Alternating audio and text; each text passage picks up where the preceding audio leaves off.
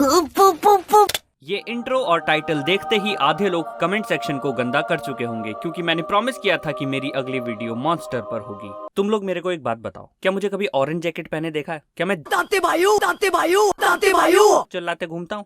नहीं ना। So I can go back on my words, right? Okay, so God of High School अभी एक bang के साथ खत्म हुआ है और एनिमे टीएम में सिर्फ मैं ही इसे फॉलो कर रहा हूँ, so we had no choice, मुझे ही ये वीडियो बनानी थी। और वैसे भी मैं मॉन्स्टर मांगा पढ़ रहा हूँ, so give me some time। मैं 15 तारीख को मॉन्स्टर वीडियो के साथ जरूर लौटूंगा, जिंदा या मुर। वेल, अगर थोड़ा इधर उधर हो जाए तो प्लीज घर पे मारने मत आ जाना, एड्रेस वैसे भी।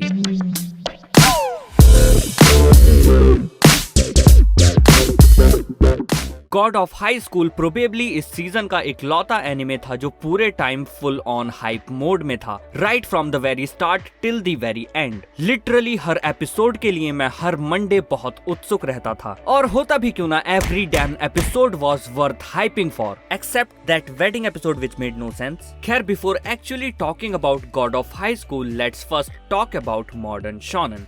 मॉडर्न शब्द को यहाँ पर ध्यान में रखना, क्योंकि शोनन एक ऐसा जॉनरा है जो बहुत ज्यादा एक्सप्लोर हो चुका है, और हो भी क्यों ना, शोनन ही वो शोज हैं जो सबसे ज्यादा पॉपुलर होते हैं, जो सबसे ज्यादा हाइप गैदर करते हैं, और जहाँ सक्सेस की सबसे ज्यादा गारंटी होती है। इसीलिए जो नए शोनन्स होते हैं जिनको मैं मॉडर्न शोनन बोल रहा हूँ, वो पुराने शोनन के नक्शे कदम पर चलते हैं। For example dragon ball, Naruto या वन पीस। और यही वजह है कि मॉडर्न शोनन को अक्सर पुराने शोनन से कंपेयर किया जाता है, पर फिलहाल के लिए मैं इसको दूसरे शोज से कंपेयर नहीं करूंगा, at least in terms of plot. अब भले ही इसमें नाइन टेल्स हो, या गोकू लाइक पर्सनैलिटी, या मंकी किंग पावर्स, या फिर हाँ, ये दूसरे पॉपुलर शोनन से काफी इंस्पिरेशन लेता है, स्पेशली शायद ड्रैगन बॉल से, ऐसा मैंने काफी लोगों को कहते हुए सुना है। खैर, तो हम बात कर रहे थे मॉडर्न शोनन्स के बारे में। The thing I liked about God of High school, जो इसे बाकी शोनन से काफी अलग बनाती है, वो ये है कि ये एनिमे बिल्कुल भी टाइम वेस्ट नहीं करता है। And why is that you ask? क्योंकि इसके पास समय है ही नहीं कुछ भी ऐसा दिखाने का जो एंटरटेनिंग ना हो, due to its fast pacing,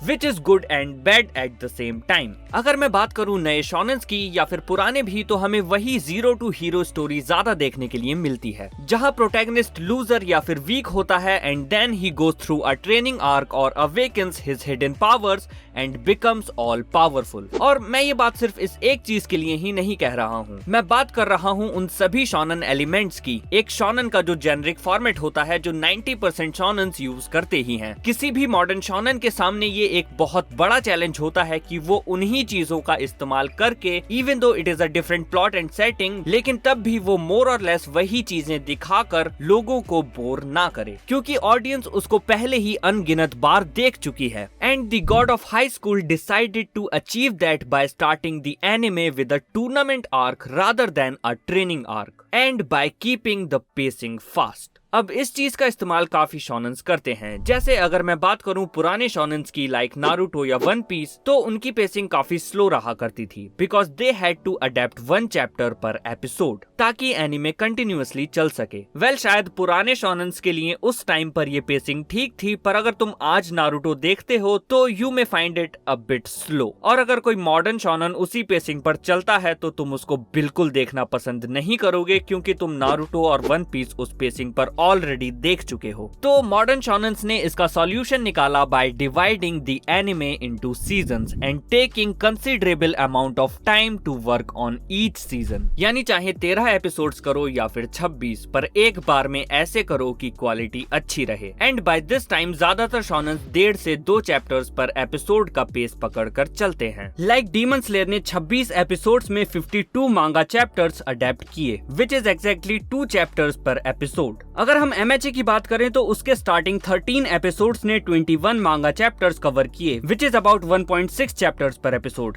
and yes, I used calculator for that. खैर, मुझे दोनों ही शोज में कहीं ना कहीं अप्स एंड डाउन्स दिखाई दिए। Like sometimes you are really enjoying the anime and sometimes you are just waiting and praying for it to get interesting. और ये चीज मुझे MHA के साथ ज्यादा महसूस हुई कंपेयर टू डीमन स्लेयर। यानी अगर कोई शोनन सही पेस पर नेसेसरी चीजों को इंक्लूड करके मांगा को ठीक से अडेप्ट करे, तो वो शुरू से एंड तक फुल एंजॉयमेंट बन सकता है, जो कि गॉड ऑफ हाई स्कूल बना भी, लेकिन इस स्पेस वाली चीज को गॉड ऑफ हाई स्कूल ने जरूरत से ज्यादा कर दिया। कैन यू गेस कि गॉड ऑफ हाई स्कूल के 13 एपिसोड्स ने टोटल कितने मांगा चैप्टर्स अडेप्ट किए होंगे? आपके ऑप्शंस हैं हाई A 21, B 30, C 52 and D 68। अब तुम थोड़ी देर तक यही सोचते रहना कि मैंने 69 क्यों नहीं बोला। अगर आपने इन चारों में से कोई भी ऑप्शन चूज किया है तो बधाई हो, आप हार चुके हैं 7 करोड़ रुपए। चलो निकालो, निकाल।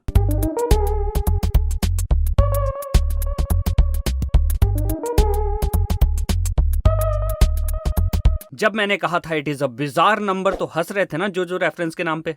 देख लो अब।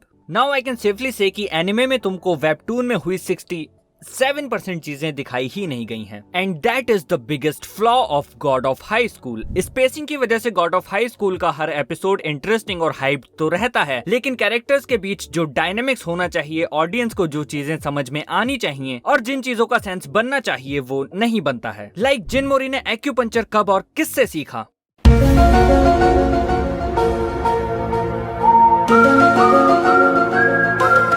इन सबको बोरोड पावर्स का इस्तेमाल करना तुरंत कैसे आ जाता है, और ये बंदा इतना बैडेस होकर दुश्मनों के छक्के छुड़ाकर बस ऐसे ही क्यों गिर गया, और ये बंदा इस पूरी फिनाले फाइट के दौरान इस तरह हाथ आगे करके क्यों खड़ा था, क्यों? A lot of it would have made sense if I had read the webtoon or they had adapted it correctly. I mean, जरा देखो तो केवल 13 एपिसोड्स में जिन मोरी का पावर लेवल। शिशिमे, योइबो।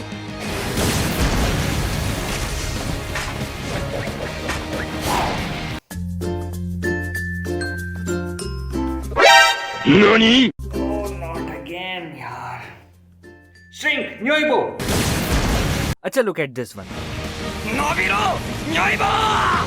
अब एक ही जोक स्ट्रेच शब्द के साथ दोबारा सुनोगे क्या? चलो निकलो। अच्छा, jokes aside, just look at this insane power.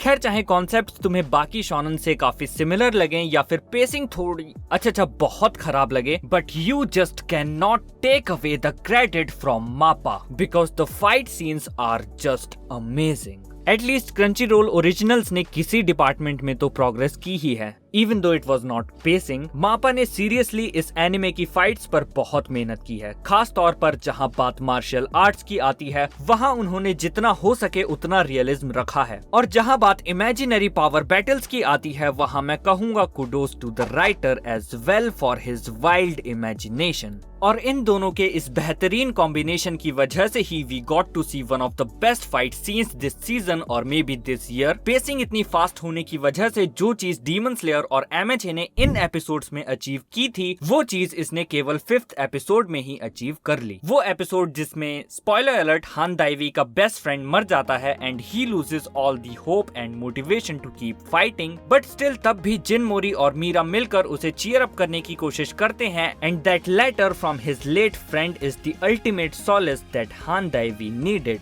And I just love how the episode doesn't actually focus on the fight but uses a different style to present that fight, so that enough emphasis can be laid on the emotions of friendship between the trio and on the parallels drawn between Jin Mori and Daivi's late friend, which will make you watch the episode with your heart in your mouth.